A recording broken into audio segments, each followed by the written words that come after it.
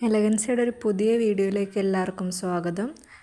ഇതാണ് ഞങ്ങൾ വാങ്ങിയ ജാക്ക് F5ൻ്റെ പവർ മെഷീൻ.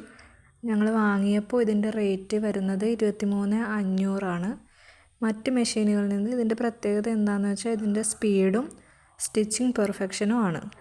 ഞങ്ങളുടെ ഒപ്പീനിയനിൽ ഇത് വളരെ ഉപകാരപ്രദമായ ഒരു മെഷീനാണ്. നിങ്ങൾക്ക് ധൈര്യമായിട്ട് വാങ്ങിക്കാം. നമുക്കിനി ഇതിൻ്റെ ഓരോ ഭാഗങ്ങളായിട്ട് പരിചയപ്പെടാം. ഇതാണ് ഇതിൻ്റെ മെയിൻ ബോഡി പാർട്ട് വരുന്നത്. അത്യാവശ്യം നല്ല വെയിറ്റ് ഉണ്ട് ഇതിന്.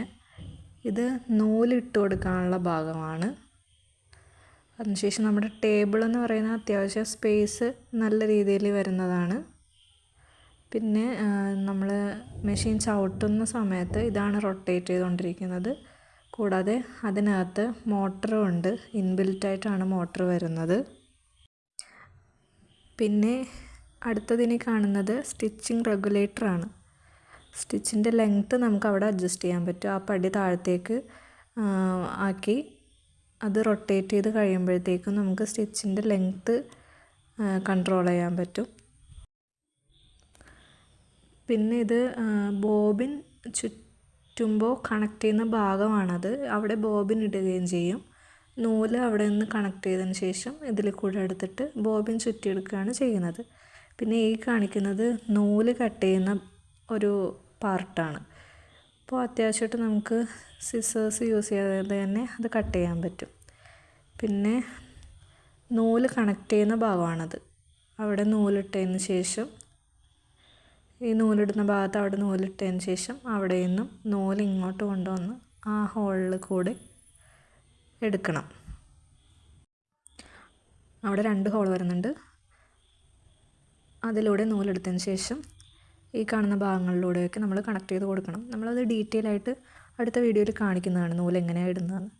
അവസാനം ഇതാണ് നീഡിൽ വരുന്നത്. നമുക്കിവിടെ LED ലൈറ്റ് ഉണ്ട് കേട്ടോ. അവിടെ ഓണാക്കുമ്പോഴത്തേക്കും ലൈറ്റും തെളിയുന്നതാണ്. പിന്നെ നമ്മൾ നീഡിലിൻ്റെ അടുത്തായിട്ട് ഈ കാണുന്ന ഭാഗം കയ്യിൽ സൂചി കുത്തിക്കൊള്ളാതെ പ്രൊട്ടക്റ്റ് ചെയ്യാൻ വേണ്ടിയുള്ളതാണ്. പിന്നെ നമുക്ക് ഇപ്പോൾ കാണിക്കുന്നത് ബോബിൻ കേസ് ഇടാനുള്ള സ്പേസാണ്. താഴെയുള്ള സ്പേസിലേക്ക് നമ്മൾ ബോബിൻ കേസ് എടുത്ത് വെച്ച് കൊടുക്കും. ഇപ്പോൾ കാണിക്കുന്ന ഭാഗം എന്ന് പറയുന്നത് നമ്മുടെ ഫൂട്ട് പൊക്കാനും താഴ്ത്താനുമുള്ള ഭാഗമാണ്.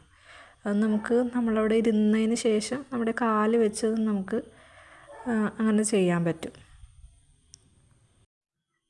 അതിന് ശേഷം നമ്മളിവിടെ കാണിക്കുന്നത് ഈ ഒരു ബോക്സാണ്. ടേബിളിന് താഴെ ഒരു ബോക്സ് കൊടുത്തിട്ടുണ്ട്. നമുക്ക് അത്യാവശ്യം വേണ്ട സാധനങ്ങളൊക്കെ നൂലും ബോബിൻ കേസും അങ്ങനെയുള്ള സാധനങ്ങളൊക്കെ ഇട്ട് കൊടുക്കാൻ പറ്റും. പിന്നെ ഇവിടെ മെഷർമെൻറ്റ് കാണിച്ചിട്ടുണ്ട്. സെൻറ്റിമീറ്ററും ഇഞ്ചും അടയാളപ്പെടുത്തിയിട്ടുണ്ട്. പെട്ടെന്ന് നമുക്ക് ഒരു അത്യാവശ്യം വരുമ്പോൾ അവിടെ വെച്ച് മെഷർ ചെയ്ത് നോക്കാവുന്നതാണ്.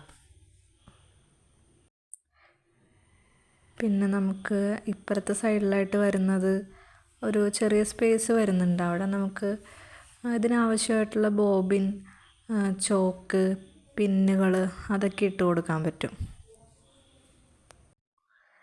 ഇനി അടുത്തതായി നമ്മൾ പവർ ഓണാക്കി കഴിയുമ്പോൾ ഉള്ള കാര്യങ്ങളാണ് കാണിക്കുന്നത്.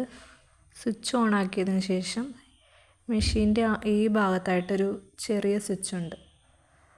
അത് നമ്മൾ ഓണാക്കി കൊടുക്കണം. അവിടെ നമ്മൾ ഓണാക്കുമ്പോഴത്തേക്കും ഈ ഡിസ്പ്ലേയിൽ ഇതേപോലെ ഡിജിറ്റ്സ് കാണിക്കുന്നുണ്ടാവും. കൂടാതെ നമ്മുടെ നീഡിലിൻ്റെ അവിടെ ആ LED ലൈറ്റും തെളിയും. ഇവിടെ ഈ ഡിസ്പ്ലേയിൽ കാണിക്കുന്നത് സ്പീഡാണ്. നമുക്ക് 40 വരെയാണ് മാക്സിമം സ്പീഡ് വരുന്നത്. നമുക്ക് അതിനേക്കാളും കുറച്ചിട്ട് കൊടുക്കാനും പറ്റും. ഇപ്പോൾ 40 മാക്സിമവും അതിൻ്റെ താഴത്തേക്ക് ഒരുപാട് സ്റ്റിച്ചിങ് സ്പീഡ് റേറ്റും വരുന്നുണ്ട്. പിന്നെ ഇവിടെ LED ലൈറ്റ് നമുക്ക് ഓണാക്കാനും ഓഫാക്കാനും പറ്റും. പിന്നെ ഈ നീല ഭാഗം കാണിക്കുന്നത് നമുക്ക് 1 സ്റ്റിച്ച് ചെയ്യാൻ വേണ്ടിയാണ്. ഓരോ സ്റ്റിച്ചായിട്ട് ചെയ്ത് കൊടുക്കാൻ പറ്റും.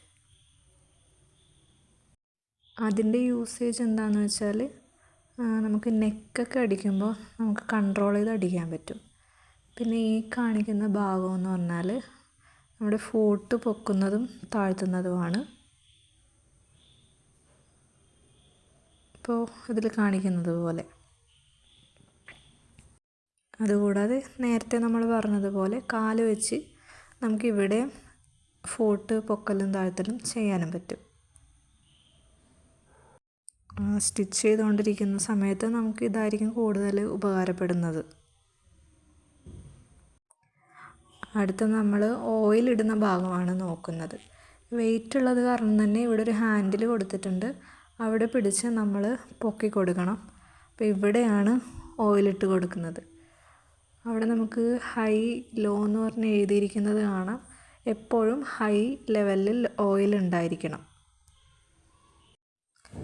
അതുമല്ല അവിടെ നമ്മൾ ക്ലീനായിട്ട് വേണം സൂക്ഷിക്കാൻ. ഓയിലിൻ്റെ കളർ ചേഞ്ച് വരുമ്പോഴും നമ്മൾ ഇടയ്ക്കിടയ്ക്ക് മാറ്റി കൊടുക്കേണ്ടതാണ്. പിന്നെ ഇതാണ് നമ്മൾ ചവിട്ടുന്ന പെഡൽ വരുന്നത്. അവിടെ നമ്മൾ ചവിട്ടി കൊടുക്കുമ്പോഴത്തേക്കും ഇതേപോലെ നീഡിൽ മൂവ് ആകും. അപ്പോൾ നമ്മുടെ സ്പീഡ് അനുസരിച്ച് നമുക്ക് ചെയ്ത് കൊടുക്കാവുന്നതാണ്. ഇത്രയുമാണ് മെഷീൻ്റെ പാർട്സ് വരുന്നത്. ഇതുവരെ കേട്ടതിൽ എന്തെങ്കിലും ഡൗട്ട് ഉണ്ടെങ്കിൽ നിങ്ങൾക്ക് കമൻറ്റ് സെക്ഷനിൽ ചോദിക്കാവുന്നതാണ്. ഈ വീഡിയോ ഇഷ്ടപ്പെട്ടിട്ടുണ്ടെങ്കിൽ ലൈക്ക്, ഷെയർ ആൻഡ് സബ്സ്ക്രൈബ് ചെയ്യുക. വീഡിയോ കണ്ടതിൽ ഒരുപാട് നന്ദി. നെക്സ്റ്റ് വീഡിയോ ആയിട്ട് ഇനിയും കാണാം.